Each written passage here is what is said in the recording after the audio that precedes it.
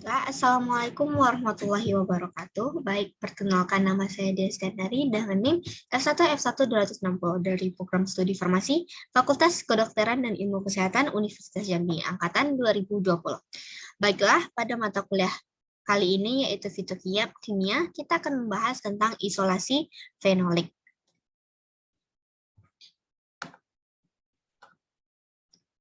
Pengertian senyawa fenolik. Senyawa fenolik merupakan senyawa yang banyak ditemukan pada tumbuhan. Fenolik memiliki cincin aromatik satu atau lebih gugus hidroksioamin dan gugus lainnya. Senyawa ini diberi nama berdasarkan nama senyawa induknya, yaitu fenol. Senyawa fenol kebanyakan memiliki gugus hidroksil lebih dari satu, sehingga disebut polifenol. Senyawa fenolik meliputi aneka ragam senyawa yang berasal dari tumbuhan yang memiliki ciri yang sama, yaitu cincin aromatik yang mengandung satu atau dua gugus oamin.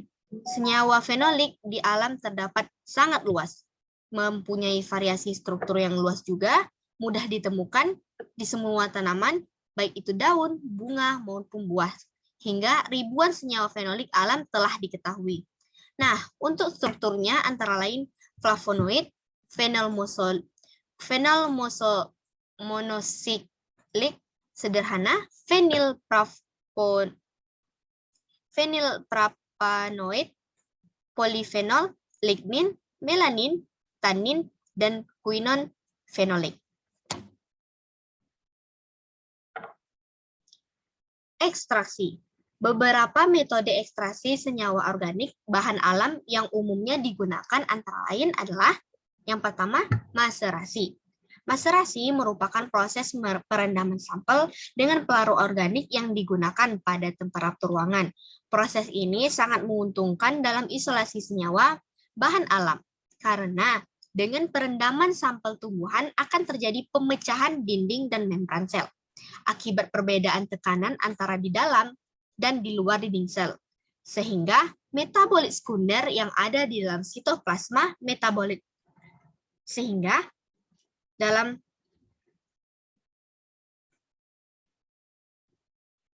pemilihan pelarut untuk proses maserasi akan memberikan efektivitas yang tinggi dengan memperhatikan kelarutan senyawa bahan alam pelarut tersebut.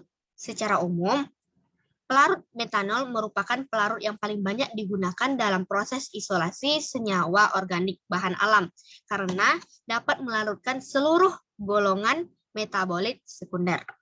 Selanjutnya itu ada perkolasi. Perkolasi merupakan proses melesetkan pelarut organik pada sampel, sehingga pelarut akan membawa senyawa organik bersamaan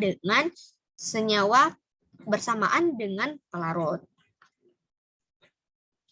Tetapi efektivitas dari proses ini hanya akan lebih besar untuk senyawa organik yang mudah larut dalam pelarut yang kita gunakan. Selanjutnya yang ketiga ada solketasi. Solket dengan pemanasan dan pelarut akan dapat dihemat karena terjadinya sirkulasi pelarut yang selalu membasahi sampel. Proses ini sangat baik sangat baik untuk senyawa yang tidak terpengaruh oleh panas. Dan yang keempat ada destilasi uap. Proses destilasi ini lebih banyak digunakan untuk senyawa organik yang tahan pada suhu yang cukup tinggi, yang lebih tinggi dari titik didih pelarut yang kita gunakan gitu. Pada umumnya lebih banyak digunakan untuk minyak atsiri.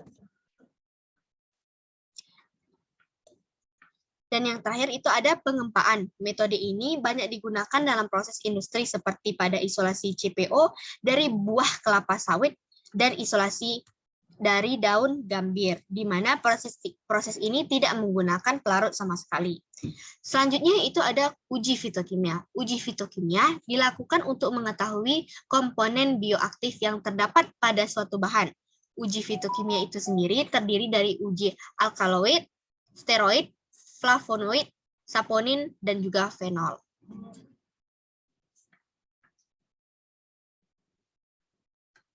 Selanjutnya itu ada kromatografi. Nah, kromatografi ini memiliki beberapa jenis yang umum digunakan, antara lain yaitu kromatografi lapis tipis, yang dimana Kromatografis tipis ini merupakan salah satu metode identifikasi awal untuk menentukan kemurnian senyawa yang ditentukan atau dapat menentukan jumlah senyawa dari ekstrak kasar metabolit sekunder. Yang kedua yaitu ada kromatografi kolom. Digunakan untuk pemisahan campuran beberapa senyawa yang diperoleh dari isolasi tumbuhan. Dengan menggunakan fasa padat dan juga fasa cair, maka fraksi-fraksi senyawa akan menghasilkan kemurnian yang dibilang cukup tinggi. Dan yang ketiga ada kromatografi gas, yaitu pemisahan campuran senyawa yang cukup stabil pada pemanasan karena sampel yang digunakan akan dirubah menjadi fasa gas dan dengan adanya perbedaan keterikatan senyawa pada fasa padat yang digunakan terhadap senyawa organik, sehingga terjadi pemisahan masing-masing senyawa dari campurannya itu sendiri. Dan yang terakhir ada kromatografi cair.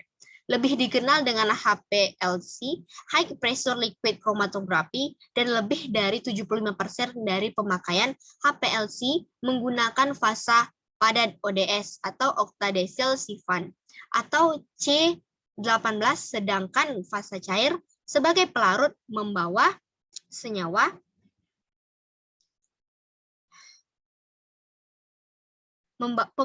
sebagai pelarut, pembawa senyawa dapat diganti ke polarnya pada saat digunakan dan kondisi seperti itu dikenal dengan fasa gradien. Nah, mungkin cukup sekian pemaparan materi tentang isolasi fenolik yang dapat saya jelaskan. Atas segala kesalahan saya mohon maaf. Saya akhiri dengan wabillahi taufiq wal hidayah. Wassalamualaikum warahmatullahi wabarakatuh.